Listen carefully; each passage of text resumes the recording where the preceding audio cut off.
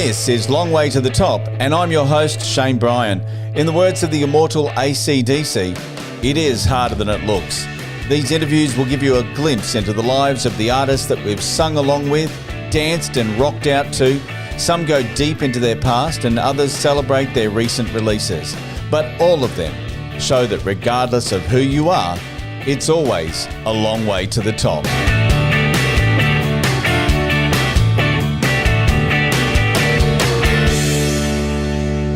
Today's episode is a special one discussing a project called Think Loud, a song to bring awareness to Parkinson's disease. I came across the song and my friend Leo Sayer was singing on it. I reached out to Leo and he said you should speak with Ian Grant, who put it all together. So here they are, Leo Sayer and Ian Grant on Long Way to the Top.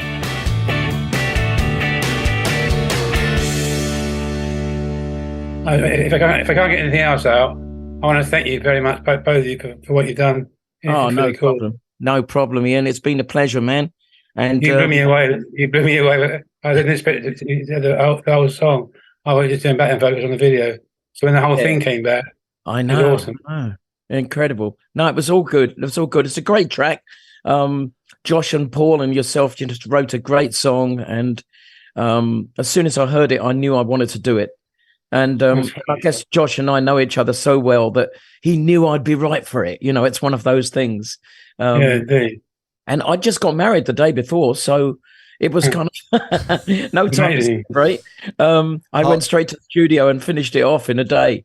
Hold the honeymoon. Let me just do this first. Oh yeah, no need for a honeymoon when we've been together so many years anyway. Yeah. So there was kind of. Where did you meet? Sorry, where did you and Jonathan meet? How did we meet? Oh God, 39 years ago. Would you believe? In Britain. In London, yeah, in London. She was she'd just come over to London, 1984, I think it was, late 84, and I'd just gone through a bit of a divorce. You'd have remembered Janice, my first wife, probably, maybe not. But, I do, yeah. But I'd been going through a pretty nasty divorce, and I really sort of needed a change, you know. And I went out one night with this guy who was a sort of synth programmer, and we were doing a project together. I was getting on with some work, you know, just doing some new songs. And he said, "You need a bird. You need a bird." And the Scottish guy, you know, and he said, "Okay, I'll fix you up." He said, and I said, well, you know, that's very nice, but let me have a look for myself. So we went out anyway.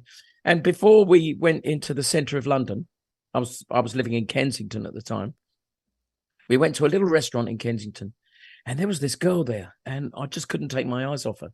She was wonderful, beautiful Italian, very dark tanned, you know, and absolutely gorgeous. And I just couldn't tell me. And he kept saying, you know, sort of like, "So what kind of girl are you looking for?" And I'm, well, that one there's very nice. I was like, you know, anyway. It was a funny story. So I came. They told me at the end of the evening that they didn't take credit cards, as many places didn't take. It was the early days of credit cards, I suppose, you know, being a common thing. And so I said, "Oh, it's all right. I'll come back tomorrow," thinking I'll come back with flowers for the girl, you know. So, and of course that evening, you know, when I was supposed to go out with him, pulling birds and all that sort of stuff, but that was ruined. You know, I just went home. He went on. But there was I every single day I came back with flowers, and it didn't really work because she wasn't there and they didn't tell me. So she didn't come back until the weekend on the Saturday. By that time, her little cubby hole of an office, because she was the greeter, you know, the hostess, the sort of female maitre d'. And she had a little office, and it was completely rammed with flowers, with Leo's flowers. So she said, "What's all this then?" And she said, "Well, it's that guy." And, "Oh, here he is. He's coming in now with some more, you know." And in the end, I asked her for a date, and she just relented. But she made me. She rode me tough. She made me court her for a year before we spent, you know, a night together. And quite right too, really. You know, I had to behave. And I knew then she was the woman for me. You know, she was. What a story. Yeah, and she, you know, as Ian knows, she's been my manager for many years now. Really, she oversees everything. I mean, we have an English manager and an Australian manager, an English band and an Australian band, and I kind of split it at the equator, all my activities. But basically, logistically, but geographically. But it's been a wonderful life with Donna, and finally, here we are. We've settled down now in Australia, and we really love it. We've been here a few years, but I suppose our lives have settled down as well. And a wonderful American company, Primary Wave, took me on through a couple of people that I knew, and they knew them, and they've kind of come in with me and share my catalog now. And it's a nice arrangement. It's getting me back to working in the States and everything. So financially, I'm in a good place as well. So you get this point in your life where you say, well, hang on, the ground stopped moving. I can do this. And so we decided at the end of last year, let's find a gap in the itinerary, which is always hard to find. Yes. And we managed to do it in April. Sorry, that's a long story, but yeah. Well, I was going to ask that story anyway, so there you go. Yeah. Me too. So how many years? Happily married man. How many years until you popped the question? Was it 39 years? Wow. I mean, that's so what you might call a long gestation period. But I suppose our lives have been so turmoiled, so turbulent.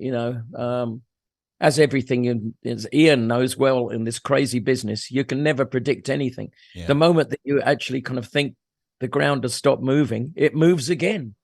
And exactly. Which is happening to me at the moment because, suddenly I'm working in America again, where I'm just hearing the plans now for a big lot of touring at the end of the year.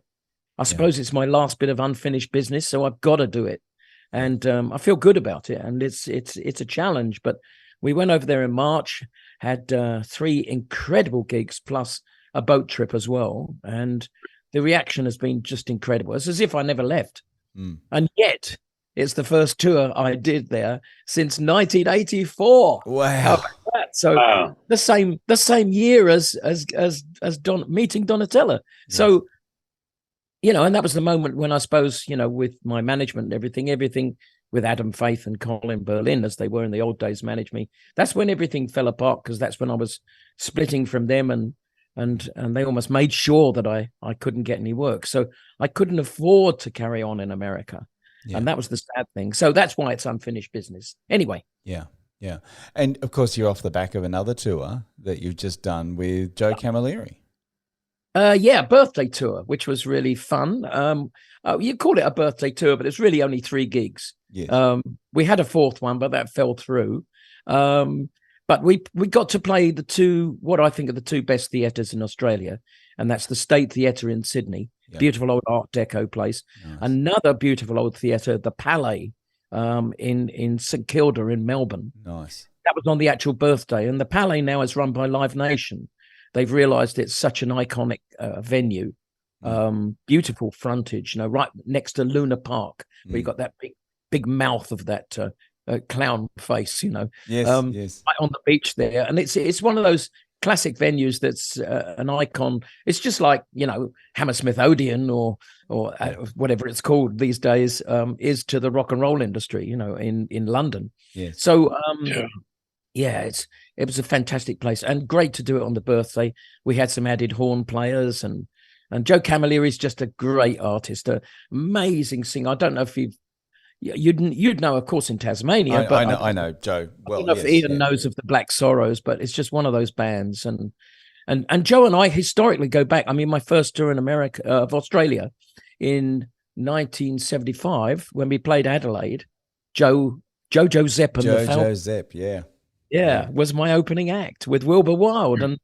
And would you believe Wilbur Wilde, very famous sax player down here, Ian, came to the gig and played on stage with us, Wow. So it was a lovely get together of old faces that hadn't seen each other for years. And me and Joe really rocked it up. I mean, our voices blend together beautifully. We're both soul fanatics, rock and soul fanatics. So we closed the concert with a 20-minute rock and roll medley, starting with Come Together and ending with Roll Over Beethoven, and 2 bands on stage. It was a old bun fight, as somebody said. Yeah. And so just for those who may not realise, you Yeah. were both born on the same day, and you were both born close to one another in England, in UK. No, he was born in Malta. He was born in Malta, right? Yeah, okay. he was born in Malta, in Valletta. So, yeah, and of course, Joe came over to Australia, and he was just barely 5 years old. In fact, I think his mother, he told me, lied about his age. So we had worked together, I think, since 2014. We've been, since I moved here, we've been doing a lot of shows together, because these big sort of package Australian shows, the APIA Good Times tours. And as you know, we hit Tasmania, we go all over with those tours. And we on that first tour, he came to me and he said, he said, my mum told me something on her deathbed. He said that she'd lied about my age to get me into Australia and she's just told me my real birth date, because she died because basically you could get a dispensation from the government if the child was under 5 or something. Right. Then you got some kind of extra money, and she was a bit up against it, I suppose. And so she lied that his younger brother and he were both under 5. So he always got the wrong year. He thought it was 1949 he was born. And so he came to me in 2014, just before. He said, my God, I can't believe it. He said, you and I are born on exactly the same day. Wow. So immediately we had this kind of synchronicity together about that. And we've always wanted to do a show together. I mean, of course, we performed together on the APIA Good Times tour. We're always cool, but this was a chance for us to, to script the show ourselves and do all of that. So we sang Radar Love together. We sang Van Morrison's Jackie. Did you record it? Sorry? Did you record it? You were involved with Golden Earring, weren't you? No. Did you record it? Oh no, we did record it. It's not a bad recording. I mean, we were all a bit rough and up against it, but I should release it. Actually, there's the version of Come Together we did is fantastic. Actually, yes. So I think I'll clip that out and maybe I'll put that on the web. Yeah, why not? And sorry, can we just go back to the comment that you made that you apparently Ian, you were involved with Golden Earring? No, I wasn't. No, okay, no. I had track records, but after that period. Yeah, you that's what it was. You had track records for a while. Yeah. Right. They're a great band. Yeah, they're a fantastic band. And they were actually the first band that I toured with. Would you believe? Really? In 1971, I believe. Right. I was on the road. Well, I mean, Adam thought it was a good idea for me. Adam Faith thought it was a good idea for me to pick up some experience. So he sent me out to Germany to tour with Golden Earring, and I didn't know who they were. But we were playing a lot of universities, and they had a mad singer called Barry Hay, wonderful vocalist, but a completely crackpot guy. And he used to try and cause a riot. I suppose it might have been influenced by the fact that they were already leaning towards track records, and of course, the Who being legend for smashing up gigs. But Barry wanted to smash up every gig there was, so we would go on first, and I remember us cluttering our gear together, throwing it in the truck before they'd get on. I mean, I've never seen a band get off stage so quick as us, because we knew the place would get wrecked. I mean, we lost one guitar before we knew what they were up to. So they caused a riot everywhere they went, and I think that was the idea that Barry had of them being remembered after the show. Mm-hmm. I mean, they didn't have to, because they were bloody great. They were a fantastic act. Now, Ian used to manage Big Country. Yeah. For many, many years. And that would have been an incredible time for you, Ian. 30 years. 30 years, yeah. Yeah. Ended in disaster. Ended in disaster. Yeah. Stuart killed himself. Yeah, that's right. That's right. It was really sad. I mean, when the band kicked on, of course, I knew Mark Brzezicki because he played drums with me many times, who was the drummer, and Bruce as well, a guitarist. But I mean, Ian did a fantastic job keeping those guys together. Really amazing after Stuart died. And all bands have a legacy, and I think that they had a great legacy because some incredible songs. Yeah, it was a good part of my life. A big part of your life, yeah. Yeah. And before that, Ian and I have a connection over a band called Starry-Eyed and Laughing. Oh, really? Ian someone. Ian Whitmore. That's it, yeah. Yeah, and he was bass player in Patches, the first band, the band that Was got it? discovered. Yeah. Yeah. And I think that we all came to Ian was a great player. Don't get me wrong, but when we went to the Manor Studios to make my first album with Adam Faith now at the helm, and David Courtney and I writing the songs, Patches being the band, there were members of the band that really didn't cut it, so Adam threw a wobbler and just said, right, they're out. And I stuck with Max Chetwynd, who Ian will also remember, who was a demon guitarist from Worthing. Indeed. Really good blues guitarist, but he stuck with the band, and he appears on most of the Silverbird album. But the rest of it, we picked up musicians that Adam knew, and Patches were gone. And I was really happy to hear that Ian, joined Starry-Eyed and Laughing, or even started it out with a bunch of mates, and the other Ian, this Ian, really sort of put him on the road, which was fantastic. Did they have any big hits, or?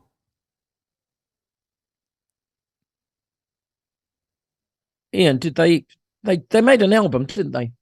Yeah, I'm just trying to think. They made it now, but I don't remember them having hits as such. No, it got good radio play, if I remember rightly, because I remember buying copies of it, because I reconnected with Ian and Whitmore and said, sort of, well done, mate. And he was always into the kind of that sort of country birds kind of sound, like Ian Matthews' Southern Comfort, that kind of tree, Fairport Convention, and that's what they did. They were very much like the Byrds, when they did what was that album that had So You Want to Be a Rock and Roll Star and all that stuff. Yeah, and it was a great sound. It was a shame it didn't keep going, And it was an amazing time too in England. It was a period that I wish personally that I had have experienced firsthand. You talk about these bands and all the bands that Ian was involved with, and from what I understand, Ian had a pub two pubs. Two pubs that he used to run gigs from, and bringing little bands that were sort of unknown bands at the time, AC/DC, and then suddenly they're massive. I mean, would have been an amazing time to be in that music industry with everything happening. Oh, very much so. It was, and everything was rock. Yeah. Pop wasn't even really. I mean, pop was in the charts, okay, but pop wasn't really the main driving thing. The main driving thing, just like actually it was, funny enough, in Australia, was bands playing in bars and pubs. Yeah. Pubs, yeah. And learning their craft, the real hard way, getting everything thrown at them, getting shouted at. I mean, getting support, like local support, building it up from the roots. Yes. That was what it was all about in those days. And what was your first London venue? First one you played in? Your first venue you played in? Mine? Well, apart from in London. Apart from the Worthing Workshop, which Ian ran in a pub in Worthing right early on in my career. In London? In London, well, Adam made me do a load of gigs that I remember, and we would go out supporting bands like Brinsley Schwartz and and Procol Harum and Thin Lizzy and bands like that. So I would be the opening act with all of these great bands, and it was really interesting but scary, because all the time I thought I was never good enough, and I really felt inadequate in that situation, because although I was playing with some fairly okay musicians, I didn't have the material, and it wasn't until we really got recording properly, that David Courtney and I had enough songs to really make an act. So I always kind of think in those early days, I was hanging in from the short and curlies. I wasn't that good. Funny enough, an old tape has turned up of me with Terraplane Blues Band that Ian used to book, at the Worthing Workshop with me. Roger Do Clover. you remember the Norfolk? Then at the Norfolk, exactly. Yeah, That's what the that's a Worthing great Workshop thing. was. Yeah. Yeah. I mean, I've listened to it, and a guy sent it to me. It's going to come out on a little label. There's nothing I can do to stop it. Put it like that. Okay. It's pretty sort of average, but I'm blowing a mean harmonica there. I'm quite amazed actually. So yeah, that's what I used to do, and still do now. I mean, the harmonica has become a big part of the act and all my records. So I don't know. It's really funny. Look, when you look back at that time, and you.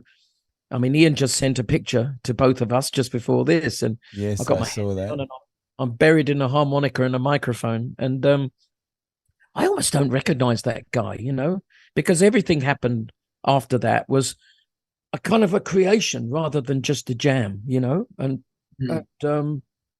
but it's wonderful. We were gaining experience in a way straight away. We were learning what not to do and what to do at that early age, and that's where we're so lucky compared to the world today, where talented people go on to TV shows, quiz shows, and then the very next thing they're being groomed to be a star. And I use the word groomed because we were never groomed. We just kind of like, it was all evolved. But I think when you look back at where you've come from, and I guess this is one of the reasons why the show is called Long Way to the Top, because you can look back at where you started, and yes, it was raw, and yes, you might have done things that now you'd go, well, that was just embarrassing, wasn't it? But at the end of the day, they're your roots. That was your starting point, and you can never really forget your roots. No, they're undeniable. Yeah, absolutely. I think for all of us, we build on all of those experiences, bad or good, and I'm writing my book at the moment, and I'm just re-editing because I'm preparing to send it to a new publisher. Hoping this one works. I was going to ask you about your book actually, because I think last time we spoke, you were talking about your book. I know, and I left it with a UK agent who's been bloody useless, I must say, and managed to get it turned down by everybody. But these things are swings and roundabouts, with the book. So mine was very, very long, 190,000 words, is a big tome. So, and I wrote it all myself. And I suppose I thought I could get away with writing it all, but now I need an editor. So I've got to kind of like play the game, I suppose, and go in with a publishing company. Are you going to audio book it? That'll be a long audio book, won't it? 190,000 Oh yeah. words. Well, the setup that I'm talking to you now, because this is, would you believe this is Tina Turner's old Neumann microphone, which I bought off my engineer John Hudson after he moved Olympic Studios to Australia, or moved to Australia so yeah, we work a lot together, and he had this mic, and I said, "Is that Tina's old mic?" Because I remember singing through this one, around about the time she was making What's Love Got to Do with It in the same studio. I mean, we were mates; we'd hang out together, all of us, and he said, "Yeah," he said, "Do you want it?" And I said, "Yeah." Okay, he said $5,000. I said, done deal straight away. So, and I'm using it. This is, I've got a podcast kind of set up here. I've got a Roadcaster. I see you're using a Road. I've got the Roadcaster too. Good old Australian gear. And so I'm set up here, ready to audio book it. But of course, now I've got to edit it slightly. What I've recorded so far may not work. So, but I've got a nice setup, and I love kind of talking, as you can guess. And so it's easy for me. Well, if you need an editor, I'll put my hand up. So let me know. So I'm more than happy to help you. Okay, cool. So talking about Tina Turner, sad day when she passed. You guys were obviously worked together a lot, and were you close? We were reasonably close, mostly for that whole period of Private Dancer. Yeah. And all the way up to, I suppose, the next couple of albums. She was on my TV show, which I had in England, and we duetted on that as well. I'm hoping that somebody's found a load of tape from those days at the BBC. So I'm hoping to pick that up soon, maybe when I get to England in September. Wow. it'll You all got be a ready. lot of lost tapes there. You could actually put Yeah. an album of the lost Leo tapes. There are, on the last count, 180 unrecorded, unreleased, but recorded songs. Wow. So I don't know. My legacy will probably go on forever. But I'm a workaholic anyway. I've never stopped working and never stopped trying new ideas. I'm starting up a new album at the moment. I don't know what I'm going to do with it, but it's a load of songs that I wrote in the 80s and couldn't get arrested for at the time. But they sound pretty good, and so I'm determined to finish that off. And Are you touring here? sorry, Are you touring here? Are you touring England? I'm touring next year. We got a big tour planned in 2024. I think there's always this kind of unwritten law that you have to leave it a couple of years, or else nobody will come. That's what they say. But and we're doing the Palladium and a load of gigs. It's already starting to be put together, so that'll be late 2024. And later this year, of course, I'm back to the States. So just waiting for the dates to be confirmed. So October, November, I'll be in the States. Mm-hmm. And just to wrap things up too, because I know it is getting late for Ian over in the UK. I think it's You've done well hanging in there, Ian. 1:30 there in the morning. In the old days, there was nothing. I said, well, no. I can do it now. What's the saying? That let me just tell everybody for a moment here that Ian, the reason that we recorded this song, Think Loud, very much one of the big motivations, because I go back a long time with Ian, is that Ian has Parkinson's and is part of the program of Think Loud and is fighting it. You see, when you've got so many mates who suffer from this terrible thing, because, rock and roll music is all communication. When you have friends who are finding it difficult to communicate, it's a very sad thing. We must support any way that we can turn against Parkinson's and dementia as well. And all this life experience that we've lived, all that Ian Grant has done during his life, cannot be dismissed and forgotten. So this is a very laudable project. Thank you. It's very important. Now, Ian's got all these mates one of his mates has come up with the Think Loud program, which is a way for Parkinson's sufferers to go through a series of exercises and plans that help them communicate and get over this thing, help them sort out their words and Sure. and that's what the song describes. And Ian is the guy who wrote the lyric, and Ian is telling his story in this song. It's a very, very important song. And I was thrilled when I read the lyrics and I knew exactly what I was singing about. I threw myself into this because I really feel that this is an important project. Yeah. And thank you for supporting it. Yeah. Look, this is one of the reasons why I wanted to get involved in helping promote it as well. So the passion that I see in the music industry for, things like this, it really shows you, I believe, why the music industry exists, and that is to help one another through times like this. And for someone like Ian, who has had such a wealth of history looking back through his years, for this to be his legacy, his legacy, moving forward, that at least he has put together a project that will be remembered. Hey. Yeah. Music and medicine. Yeah. I've been trying to get this released as a physical release. I haven't given up yet. The record company I use, Demon, I mean, we only have to prove that we've got quite a lot of hits on Spotify and all of that sort of stuff. And we could turn this into a quick little vinyl release. And I'm still working on it. Well, you couldn't do a Kickstarter or something like that, or a pre-sale, release.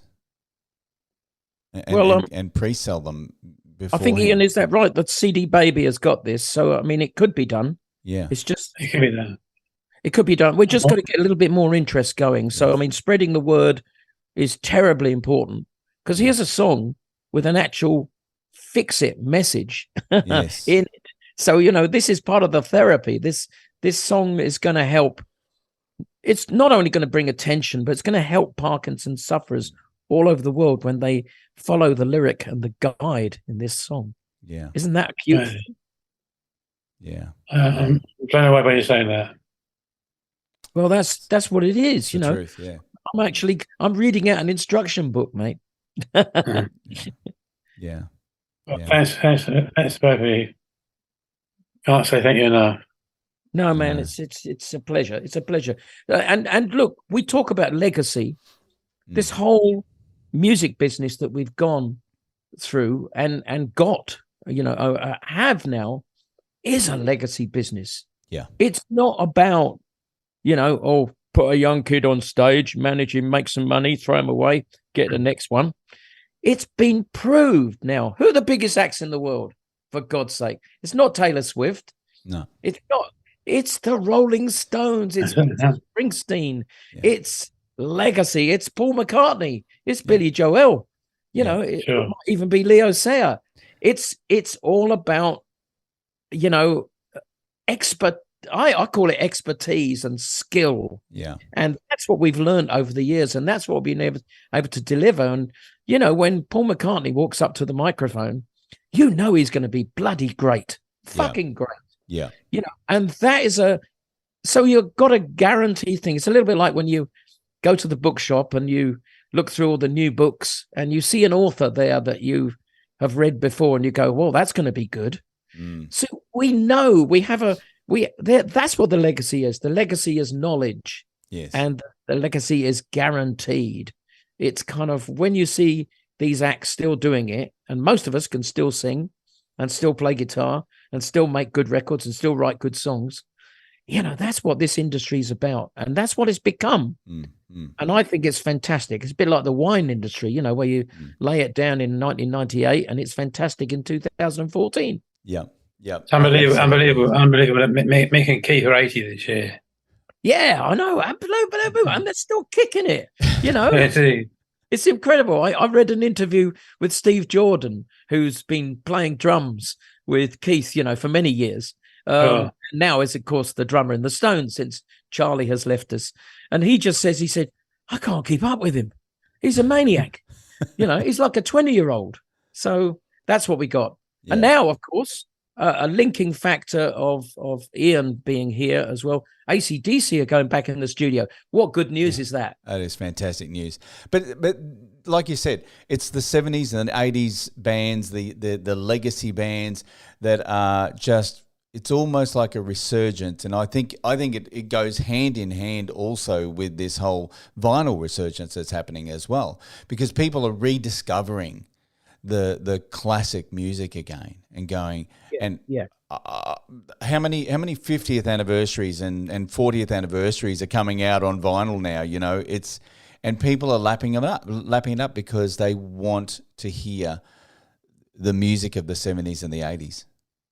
And they want And to the 60s. relive the wonderful experience that we had of going to the record store, bringing back a 12-inch record, unwrapping it, this bloody great big thing in your hands, and putting it onto the turntable, and this exciting moment as the first scratch hits. You know, it's a wonderful vinyl is a here's an wonderful idea thing for the album, right?